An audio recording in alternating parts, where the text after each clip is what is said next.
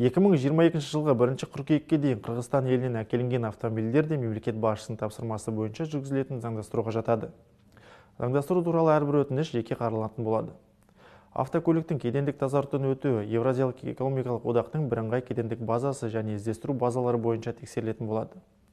Қырғызстанда көптеген автомобильдер аталған мемлекеттің аумағында пайдалану үшін Евроодаққа көзделген мөлшерлемелерден төмен бағалармен тазартудан өткенін ескерген жөн. Осыған байланысты тексеруден кейін сізге толық кедендік тазартудан өту туралы ұсынымдар берілетін болады. Автомобили из Кыргызстана, ввезенные в страну до 1 сентября 2022 года, подлежат легализации, проводимой по поручению главы государства.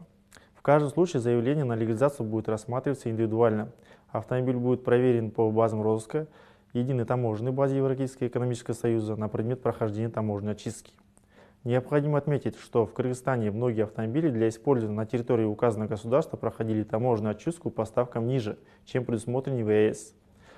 В этой связи, в случае необходимости, после проверки вам будут даны последующие рекомендации о прохождении дополнительной таможенной очистки.